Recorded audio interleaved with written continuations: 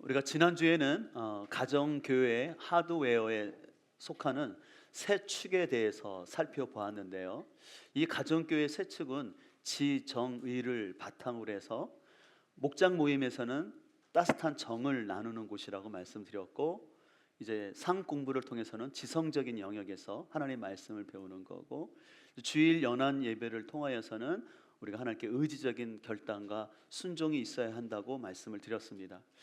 특별히 지난주에 우리가 주일 연합 예배 가운데 헌신대를 우리가 사용했는데, 특별히 첫 시간이었지만 우리 성도들 가운데 사역에 신청해 주시고 또 기도받기 원해서 나오신 분들이 있으셨어요. 참 감사한데, 그래서 우리는 주일 예배를 통해서 은혜 받는 것도 참 중요하지만 그 말씀 앞에서 우리가 반응하고 헌신하는 것, 이것이 참 의미가 있기 때문에 여러분들이 계속해서 이 헌신대를 여러분들이 잘 사용했으면 좋겠습니다. 특별히 또한 가정교회 세축 가운데는 이런 보셨던 것처럼 역삼각형의 담임 목사 리더십이 있었죠.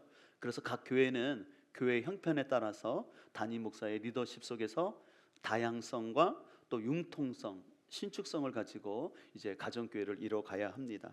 자, 여기까지가 우리가 지난 시간의 복습이었고요. 오늘은 가정교회 안에 목장 모임이 있는데 그 목장 모임이 행복하고, 다시 말해서 생동감 있고 모이고 싶은 목장이 되기 위해서는 어떤 원리로 모여야 할지 함께 살펴보고자 하는데, 첫 번째로는요, 먼저 목장의 발전 단계를 잘 이해하시고 위기가 있을 때 극복하는 것이 필요합니다.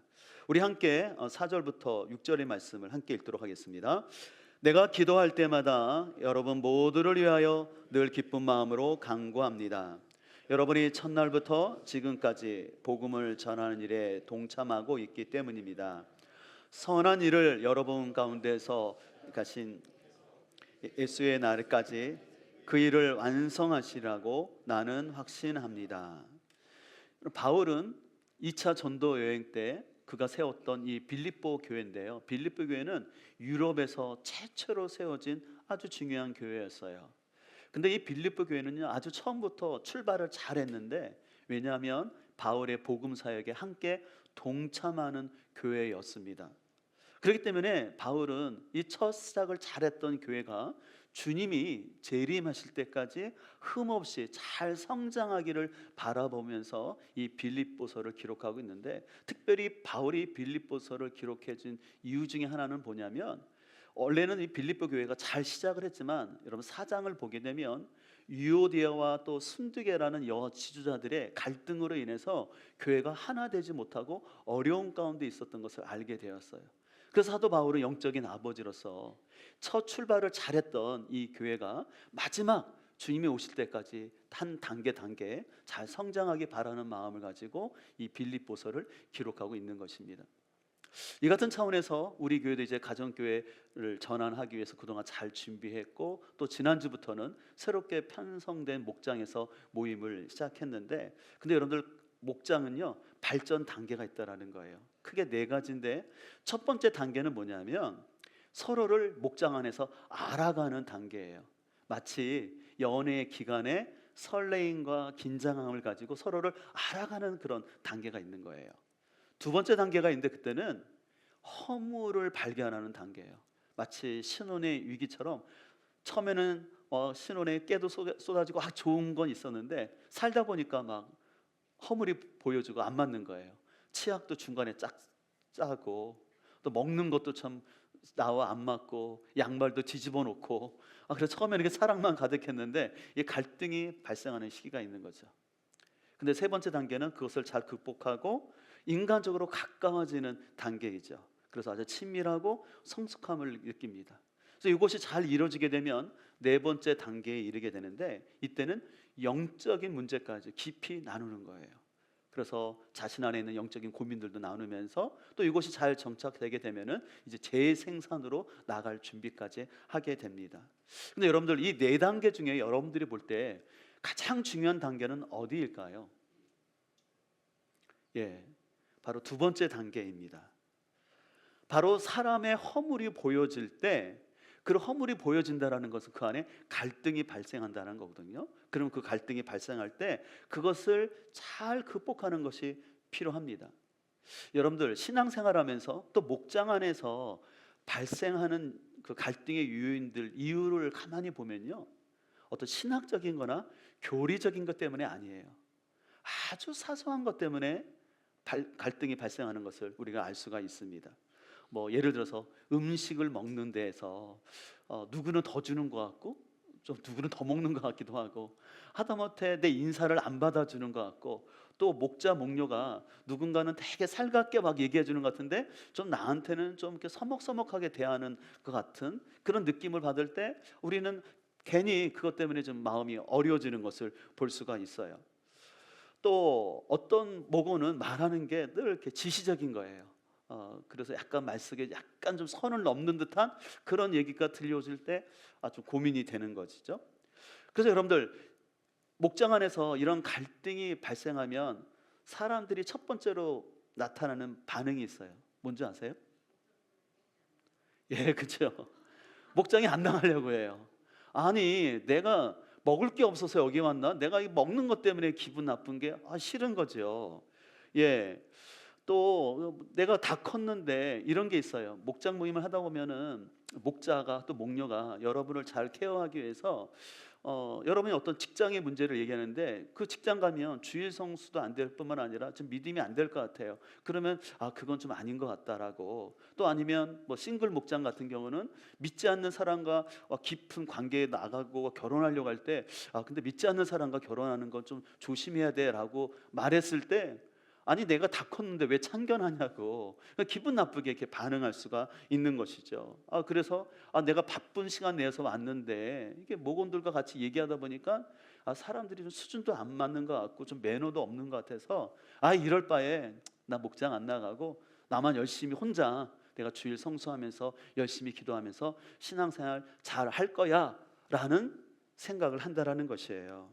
근데 여러분들 나홀로 신앙과 피해의식은요 사단이 참 좋아하는 전략이에요.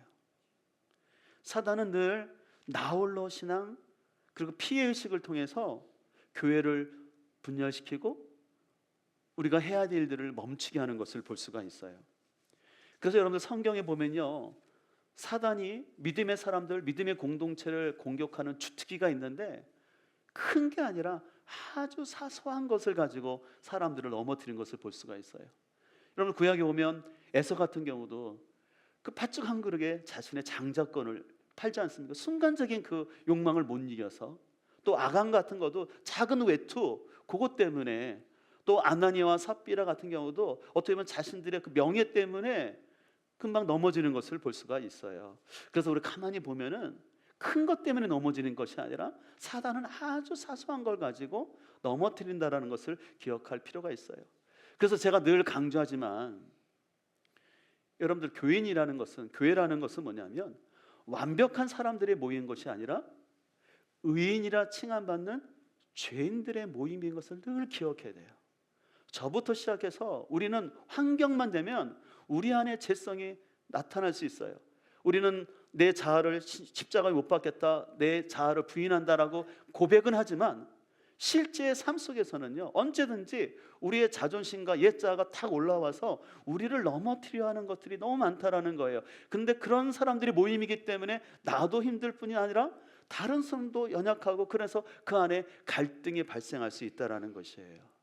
근데 놀라운 것은 하나님께서는 우리의 그 부딪힘과 연약함을 통해서 우리를 변화시킨다라는 것이에요. 나 홀로 있어서가 아니라 그 부딪힘과 갈등 속에서 우리를 성장시키시는 하나님의 놀라운 섭리가 교회 공동체 안에 있다라는 것이죠. 그래서 빌립보서 3장 13절은 이렇게 말합니다. 같이 한번 읽겠습니다. 형제자매 여러분, 아직 그것을 붙들었다고 생각하지 않습니다. 내가 하는 일은 오직 한 가지입니다. 뒤에 있는 것은 잊어버리고 앞에 있는 것을 향하여 몸을 내밀면서 그리스도 예수 안에서 하나님께서 위로부터 부르신 그 부르심의 상을 받으려고 목표점을 바라보고 달려가고 있습니다. 여러분들 거기 13절에 보면은 앞에 있는 것을 향하여 몸을 어떻게 한다고 그랬어요? 내밀면서라는 거예요. 여러분 달리기 할 때 선수들이 결승전 돌파하기 위해서 몸을 내밀잖아요. 그럼 바울은 자신이 역시 연약함이 있고 과정 중에 있다는 걸 고백해요. 그러나 연약함과 부족함이 있지만 그것에 매이지 아니하고 그것은 뒤로 버리고 내가 부르심의 향을 향해서 내 몸을 내밀면서 적극적으로 나아가겠다라고 고백을 하는 것이에요. 이것은 자신뿐만 아니라 그 빌립보 교회를 향해서도 권면하는 거예요. 사랑하는 성도 여러분, 여러분 안에 그 여성 리더들 간의 갈등이 있고 아픔이 있지만 그것 때문에 여러분들 중단하지 마시고 여러분들이 계속해서 서로를 존중하면서 예수 그리스도를 닮아 가십시오라고 얘기하는 거예요. 근데 여러분들, 우리가 예수님을 닮는 것은요, 나 홀로 신앙 갖고 절대 될 수가 없어요. 나 혼자 기도하고 내가 큐티해서 예수님 닮아가는 것이 아니라 공동체 안에서 함께 부딪히면서 내가 예수 그리스도를 닮아간다는 걸 꼭 기억했으면 좋겠어요.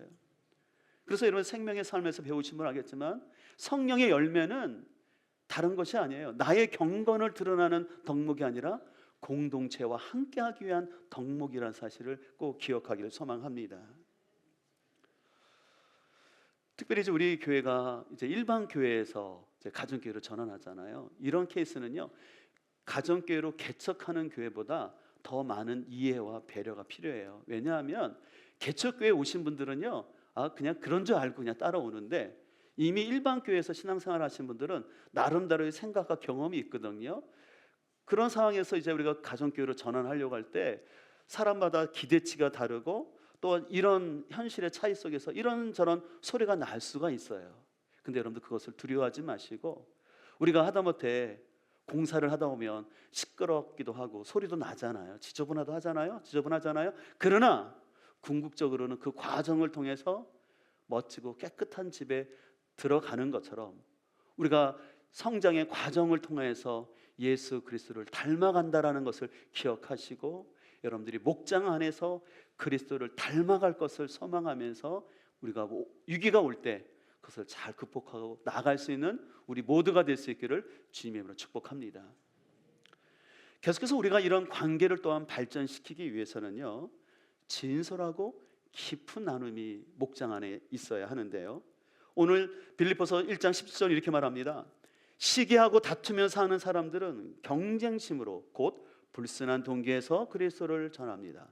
그들은 나의 감옥 생활의 괴로움을 더하게 하려는 생각을 품고 있습니다. 그렇지만 어떻습니까? 거짓된 마음으로 하든지 참된 마음으로 하든지 어떤 식으로 하든지 결국 그리스도가 전해지는 것입니다. 오늘 바울은 자신이 복음을 전하다가 감옥에 갇혔는데, 문제는 어떤 사람들은 바울을 더 괴롭게 하려고 바울이 전했던 예수님을 막 전했다라는 것이에요. 여러분, 그 말을 들었을 때 바울은 어땠을까요? 기분이 나쁘고 어려웠겠죠?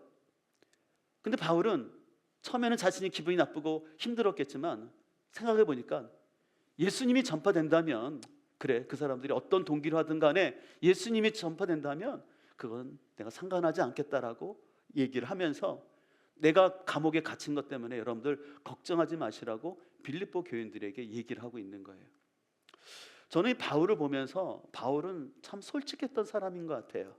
자기가 힘들면 힘들다고 얘기를 하는 사람인 거예요. 근데 중요한 것은 그것을 다른 사람의 탓으로 돌리지 아니하고 누구를 원망하지 아니하고 오히려 그것을 통해서 그리스도가 전파될 수 있다면 협력하여 선을 이루실 하나님을 바라보면서 그것들을 잘 융화하고 있는 이 바울의 모습을 바라보게 됩니다. 그렇기 때문에 바울은 그런 어려움 속에서도 자신에게 맡겨진 사명을 포기하지 않고 아까 말씀드린 것처럼 부르심의 상을 위해서 계속 달려가겠다라고 얘기합니다. 그러면서 오늘 계속해서 2장 1절에서 이렇게 말합니다. 그러므로 그리스도 안에서 여러분에게 무슨 격려나 사랑의 무슨 위로나 성령의 무슨 교제나 무슨 동정심과 자비가 있거든, 그 다음이 중요합니다. 여러분은 같은 생각을 품고 같은 사랑을 가지고 뜻을 합하여 한 마음이 되어서 내 기쁨이 넘치게 해 주십시오라고 얘기하고 있어요. 같은 것은 반복되면 강조라고 얘기했죠. 근데 왜 바울이 왜 같은 생각, 같은 사랑, 뜻을 합하라는 말을 했을까요? 쉽지 않기 때문에.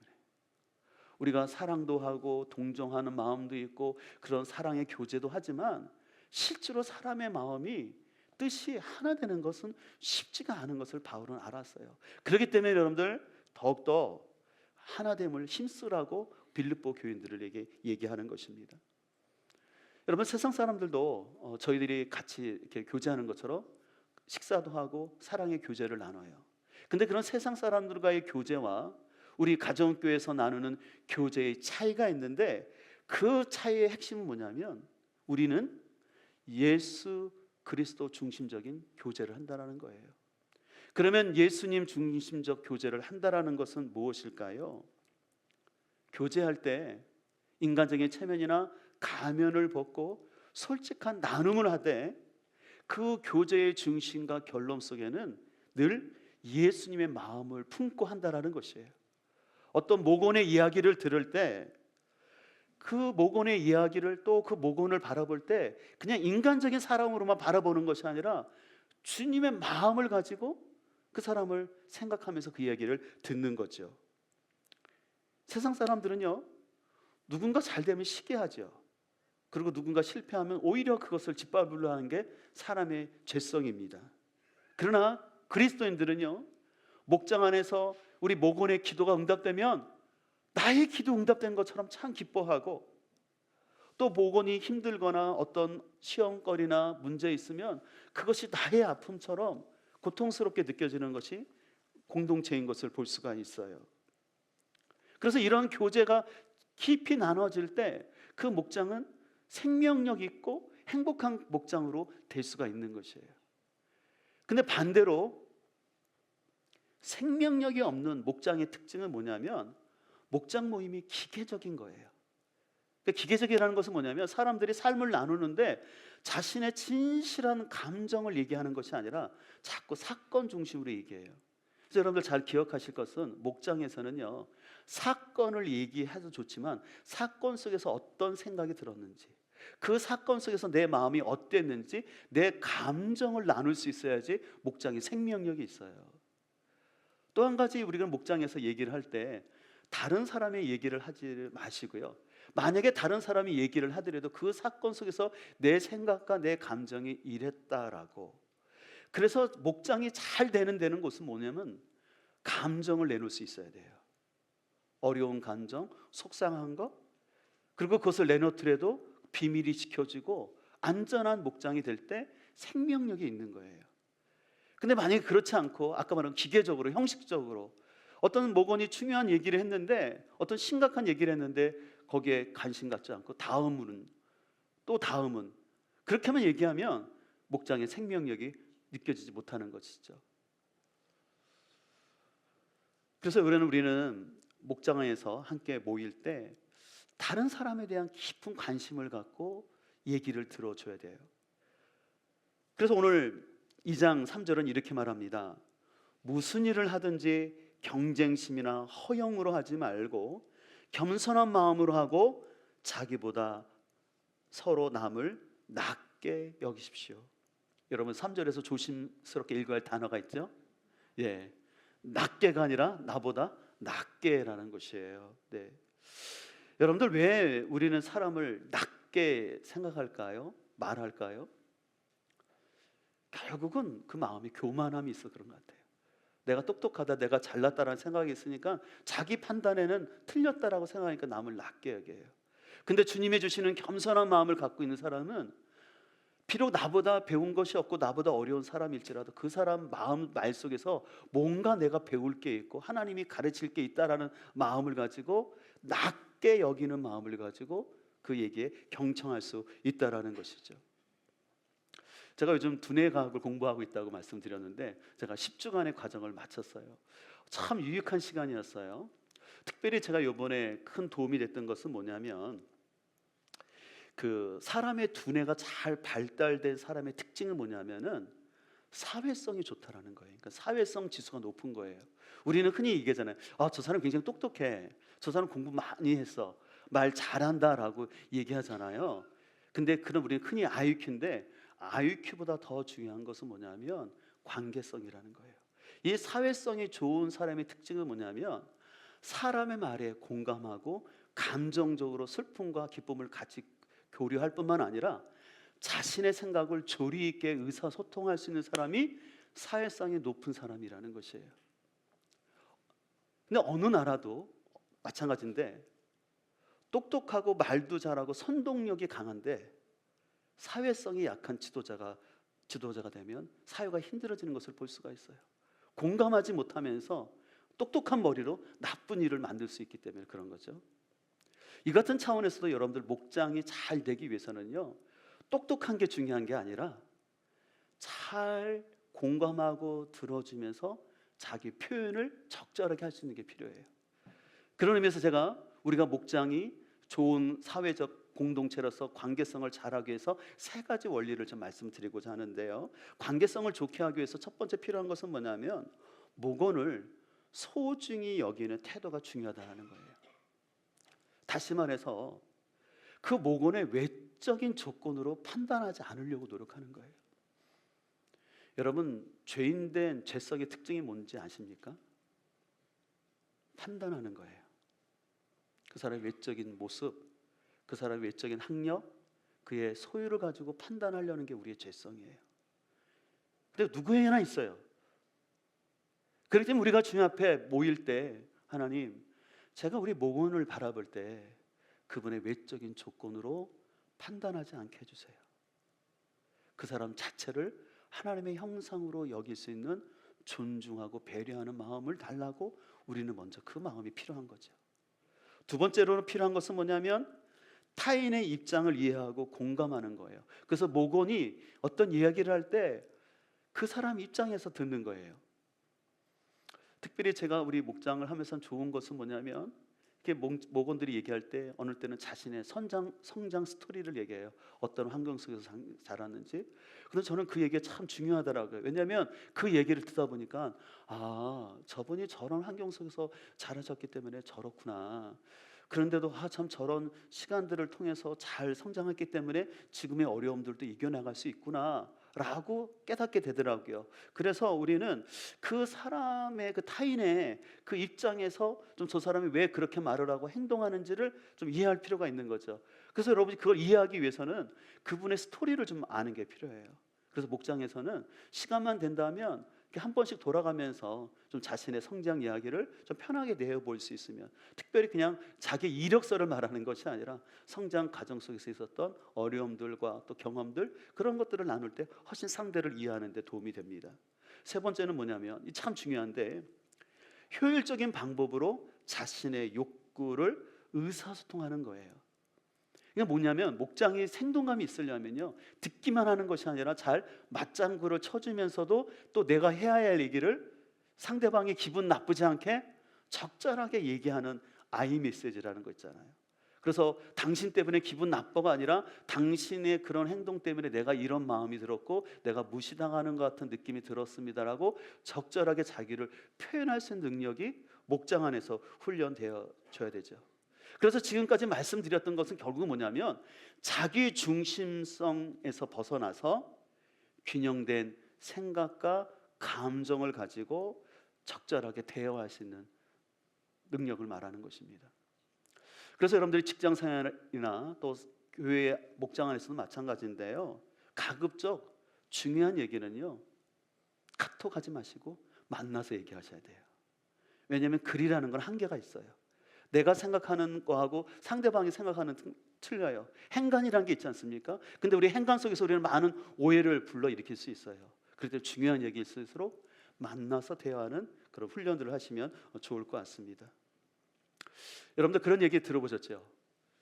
사람의 마음속에는 세 마리의 개가 있다라는 거. 편견, 선입견, 참견. 그래서 우리는 이 세 마리의 개에 내 스스로 물리지 않도록 조심을 해야 되는데, 근데 여기서 한 가지 오해하지 마시고, 참견이라고 해서 이것을 잘못 우리가 이해하면 목장 안에서 왜 목자가 내 목녀가 내 삶에 참견해, 그렇게 생각하면 안 되라는 것이에요. 목자는 여러분의 영적 부모의 역할을 하는 사람이잖아요. 그래서 아까 말씀드린 것처럼 여러분이 어떤 직장을 가려고 하는데 목자가 봤을 때는 그 직장 들어가면 그분에게 신앙에 마이너스가 되니까 그 사업은 하면 안 될 것 같으니까 당연히 얘기할 수 있는 거잖아요. 그러면 그것을 나를 생각해서 해주는 말이구나 라고 받아야지, 왜 내 인생에 참견을 해, 그런 생각은 합당하지 않은 거죠. 중요한 것은 우리 스스로가 이 깊은 나눔을 하기 위해서는 내가 선입견과 판단을 가지고 누구를 먼저 이런 사람이라고 정의하지 않도록 하는 거예요. 제가 자주 말씀드리지만 제가 상담을 공부하면서 MBTI나 애니어그램 같은 거를 공부하지만 제가 상담 공부할 때 제일 좀 어떻게 보면 불편한 사람들 중에 하나는 뭐냐면 16가지 성격 기질이나 애니어그램의 9가지 같은 것들은 자신의 단점을 잘 발견하고 알아가는 건데 사람을 고정시켜서 딱 이렇게 말하는 사람 참 불편하더라고요. 하나님이 지으신 우리의 모습은 얼마나 다양한데 70억의 인구 다 다른데 어떻게 16가지 성격 유형이 아니면 9가지 유형으로 다 늘 수 있겠어요.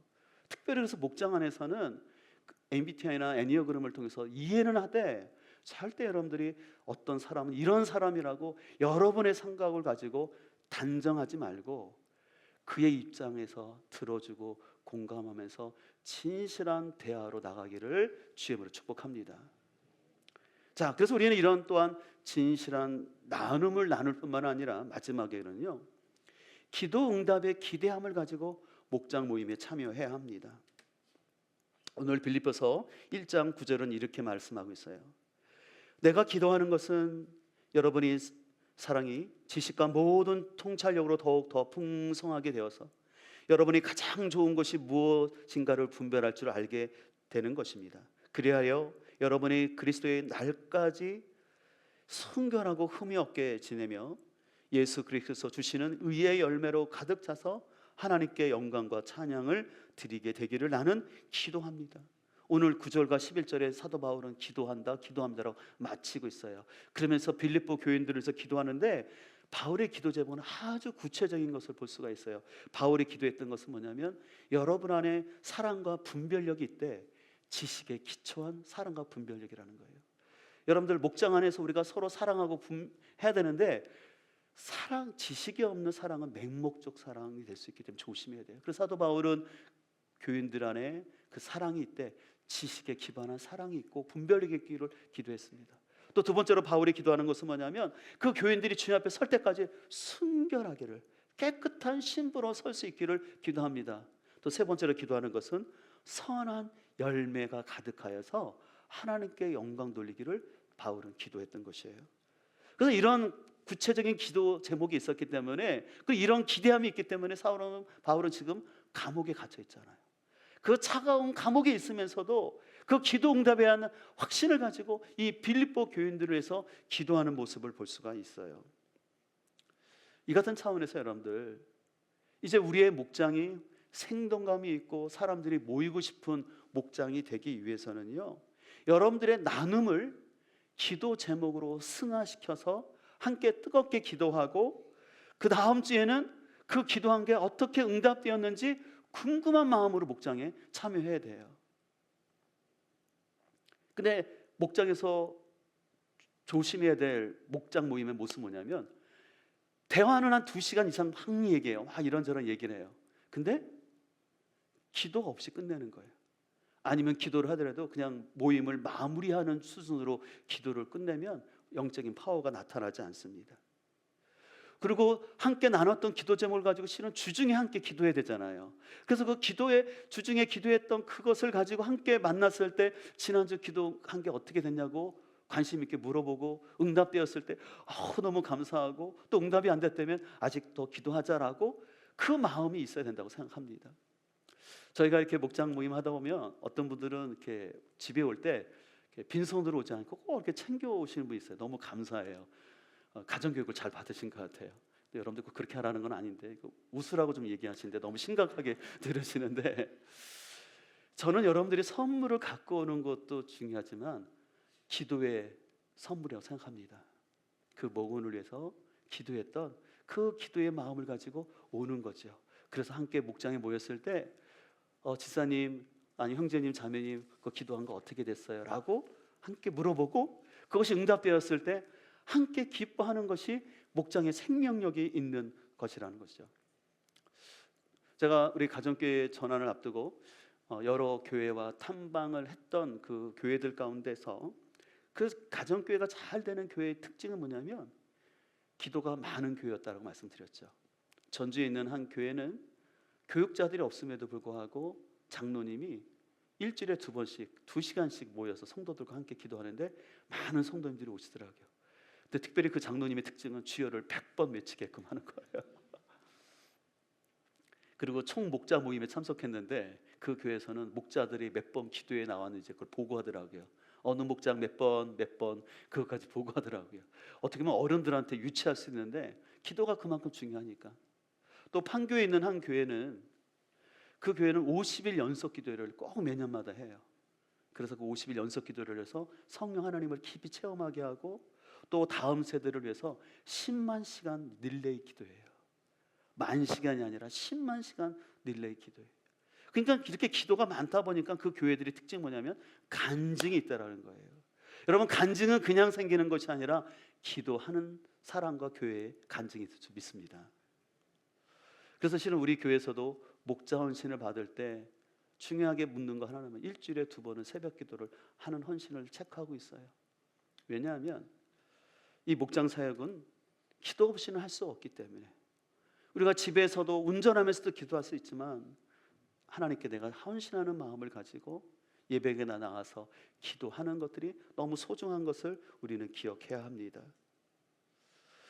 한 걸음 더 나가서 우리가 목장 안에서 더 기도 응답을 받기 위해서는 제가 말씀드린 거지만 기도 제목은 구체적이고 확인할 수 있는 제목들을 나누라는 것이에요. 여러분 중에 이런 생각을 할 수 있을 것 같아요. 목사님, 어떤 가족 구원이나 어떤 질병에 대한 기도 제목을 내놓는 게 잘못입니까? 아니요, 그거 아니에요. 당연히 잘못된 거 아니고 나누셔야죠. 그러나 한번 생각을 해보세요. 여러분들이 1년 동안 목장을 했는데 내 기도 제목이 변하지 않고 늘 건강만을 위해서 기도해 주세요. 아니면 가족 구원을 위해서만 기도해 주세요라고 얘기한다면 그건 좀 한번 생각할 필요가 있다는 거죠. 당연히 가족 구원을 위해서 기도해야 되는데 여러분, 가족 구원은 그렇게 빨리 되는 게 아니잖아요. 또 하나님의 때가 있잖아요. 또 건강이라는 것이 어떤 사람에 따라서는 병의 종류에 따라서 오랜 시간이 걸려야 되는 병도 있어요. 그래서 당연히 우리는 가족 구원이나 건강을 위해서 기도를 해야 되죠. 근데 그 기도 제목만 끝난다면 그 목장 안에는 기도 나눔할 때 재미가 없겠죠. 역동이 없는 거죠. 똑같은 기도 제목이니까. 그런 것은 넘어서야 된다는 것이에요. 내가 당연히 그런 질병이나 가족권을 해서 기도 제목으로 내놓지만 내가 한 달이나 한 주간에 구체적인 기도 제목을 함께 내놔야지만 그 안에서 서로 기도가 되어지고 서로 기도할 때 기대감이 있잖아요. 근데 너무 먼 기도 응답의 제목을 가지고 기도하면 서로가 힘이 안 나잖아요. 역동성이 사라지기 때문에 그래서 목장에서 기도 제목을 나눌 때는 구체적이고 확인 가능한 거, 그리고 먼 나라의 평화를 위해서 기도 제목 내놓지 말고 하다못해 부부간에 의사소통 잘하고 이번 주는 부부간에 3번 싸우던 거 1번만 싸우게 해주세요. 그런 구체적인 제목을 나누라고 말씀을 하는 것입니다. 저 같은 경우도 매주마다 저를 위해서 기도해주는 아론과 훌팀이 있어요. 조금씩 바꿔서 제가 기도 제목을 드리는데 이번 주에는 한 기도 제목 중에 제가 4가지만 잠깐 소개하려고 하는데요. 제가 첫 번째로 부탁한 것은 월요일 저녁에 저희 교회에서 가정교회 목회자 모임이 있는데 좀 잘 섬겼으면 좋겠다고 말씀드렸는데 참 감사하게 진짜 우리 목사님들 오신 분들 잘 섬겨드렸고 가실 때 좀 이렇게 선물도 드려서 목사님들이 기쁨으로 가셨어요.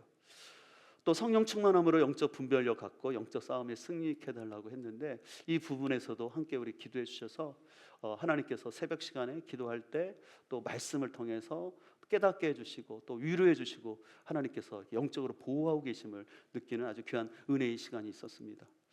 또 3번째는 새로운 목장이 모여졌잖아요. 그래서 잘 진행되어지고 특별히 연합교회 사역을 위해서 각 위원장들과 교육 목자들이 잘 세워달라고 기도를 했는데 실은 어저께까지 또 이렇게 간담회 시간들을 가지면서 대략적인 방향을 잘 잡을 수 있었습니다. 또 더불어서 또 홈페이지 개편을 비롯하여서 연말연시 행정의 지혜를 달라고 기도했는데 실은 여러분, 목사님들이 제일 바쁠 때가 연말이거든요. 사람 세우는 것뿐만 아니라 요람도 만들어야죠. 또 우리는 가정교회로 전환하면서 홈페이지도 개편하고 또 목자 임명식도 해야 되고 또 말씀 액자 같은 거, 그리고 오늘 여러분 주부에 나간 것처럼 주방팀, 청소팀 다 세워야 되잖아요. 근데 저 혼자 못 하잖아요. 우리 교직원들과 또 팀장들이 함께 협력해 주셔서 이런 일들이 잘 진행된 것을 이날 감사를 해요. 그러니까 제가 이거 느끼기 때문에 제가 아론과 훌팀의 기도 제목을 넣을 때 이왕이면 좀 구체적으로 넣으려고 하고 그리고 아론과 훌템에는 제 일정을 좀 더 많이 오픈하려고 해요. 그래서 제가 주중에 어떻게 시간을 보내고 어떤 중요한 약속들을 하고 있는지를 좀 알고 관심 있게 좀 기도해주면, 그래서 구체적일수록 기도 응답을 확인할 수 있으니까. 그래서 결론은 뭐냐면, 요점은 뭐냐면, 여러분들이 목장 안에서 기도 제목을 나눌 때 두리뭉실한 기도 제목이 아니라 그 기도가 응답됨을 경험할 수 있는 구체적인 것을 통해서 하나님의 살아계심을 경험하자라는 것이에요. 그래서 목장 안에서 와, 이렇게 기도하니까 하나님 이렇게 응답하시네, 하나님이 우리의 기도를 들으시고 계시구나 라는 것들이 목장 안에서 경험되어질 수 있기를 주님의 이름으로 축복합니다. 이제 말씀을 마치면서 오늘 말씀의 제목이 행복한 목장의 원리예요. 그래서 세 가지를 말씀드렸는데, 한 가지 기억할 것은요, 이런 것은 한 번 들었다고 되는 게 아니에요. 시간이 필요하다는 것이에요. 제가 생명의 삶에서도 가르치지만, 기독교적인 배경이 없는 사람이 복음을 이해하기 위해서는 최소한 6번의 반복적인 복음을 들어야지 복음을 온전히 이해한다라는 표현인데, 너무 공감되는 얘기예요. 저 같은 경우도 어려서부터 교회를 다녔지만, 복음을 많이 들었지만 반복해서 들어야 되고, 특별히 정확하게 복음을 들을 시기가 필요한데, 제가 좀 지나온 시간들을 생각해 볼 때 저는 좀 아쉬웠던 것은 뭐냐면, 복음을 너무 막연하게만 들었던 것 같아요. 그냥 예수님이 십자가에 죽고 부활하셨습니다, 그 얘기만 듣다 보니까 이 복음의 능력이 잘 알지 못했던 아쉬움이 있어요. 그렇기 때문에 저는 어쨌든 우리 성도님들에게 복음에 대해서 많이 가르치려고 하는데, 많이 가르친다 할지라도요, 한두 번 들어서가 아니라 6번, 때로는 사람마다 틀려요. 그래서 예를 들어서 여러분들 예수 영접 모임까지 하고 침례까지 받았는데 어떤 사람은 잘 신앙이 안 자라요. 그러면 그것 때문에 실망하지 마세요. 목사님, 저 사람 침례까지 받았고 예수 영접 모임 사는데 왜 신앙생활이 저래요? 아니에요. 신앙생활이라는 것은 아는 게 중요한 게 아니라 습관으로 만들어져야 돼요. 그래서 그때까지 기다림이 필요한 거죠. 그래서 오늘 배웠던 이 행복한 원리들을 여러분들이 이해하시되, 이것은 시간이 필요하다는 것을 아시고 우리가 함께 인내하면서 이것을 만들어가기를 소망합니다. 제가 말씀드리지만, 지금 가정교회를 잘하고 있는 교회들은 최소한 10년 이상의 시간을 걸린 거예요. 그래서 제가 말씀드리지만 조급하게 하지 않을 거예요. 천천히 우리가 이제 가정교회를 만들어 갈 건데, 근데 중요한 것은 뭐냐면, 그 과정 속에서 시행착오나 여러 가지 오해나 갈등이 있어요. 근데 중요한 것은 그것을 잘 하나됨으로 극복하는 게 중요해요. 제가 오늘 칼럼에도 썼는데, 가정교회 다양성, 융통성, 신축성 얘기를 하면서 제가 쓴 내용이 있으니까 여러분들 잘 보시고, 목사님은 저번에 저렇게 한다고 왜 이렇게 하지? 오해하지 마시고, 다 나름대로의 그 생각 속에서 이런 일이 진행하고 있다는 거 기억하시고, 중요한 것은 뭐냐면 소통이라고 생각해요. 그래서 더욱더 저도 여러분에게 소통할 수 있도록 더 많이 오픈하고 저도 얘기를 할 건데, 여러분들도 여러분의 생각이 있으면 편하게 얘기하면서 주님께서 우리에게 원하시는 건강한 공동체 만들어갈 수 있기를 주님으로 축복합니다. 오늘 말씀의 제목이 행복한 목장의 원리인데, 이 말씀을 준비하면서 찬양이 하나 생각났어요. 우리 송경민 목사님이 지으신 행복이라는 찬양입니다. 근데 가사 내용이 참 좋아요. 특별히 저에게 다가왔던 가사는 2절이었어요. 눈물 날 일 많지만 기도할 수 있는 것, 억울한 일 많으나 주를 위해 참는 것, 비록 짧은 작은 삶 주 뜻대로 사는 것, 이것이 나의 삶의 행복이라는 이 고백처럼, 여러분들 우리가 신앙생활 하다 보면 목장 안에서 속상할 일, 마음 상할 일 많이 있어요. 제가 우리 새 가족들에게 지금 예방 주사를 놓는 거예요. 여러분 이 예방 주사 잘 맞으셔서 목장이 때로는 행복한 것만 아니라 또 여러분을 마음에 상처 줄 수 있고 힘들게 할 수도 있어요. 근데 여러분들이 그것을 주를 위해 참는 거예요. 근데 참으면, 그냥 참으면 한이 돼요. 한이 안 되면 어떻게 될까요? 기도하는 거죠, 하나님께. 사람한테 쏟아붓는 것이 아니라 하나님께. 왜냐하면 하나님만이 내 마음을 아시고 위로하실 분이기 때문에. 그래서 여러분, 사람의 위로가 아니라 하나님의 위로받은 게 그게 진짜 위로예요. 저는 여러분들이 그 은혜를 경험할 수 있기를 축복합니다. 사람이 공감해 주는 것도 좋지만 하나님이 기가 막히게 아시고 여러분에게 위로해 주시고 말씀을 주세요. 그래서 여러분에게 있는 상처가 수렁이 되지 않고 별이 되길 소망합니다. 그리고 결국은 때론 여러분의 상처와 아픔이 하나님 앞에서 상급이 된다는 걸 꼭 기억하셔야 돼요.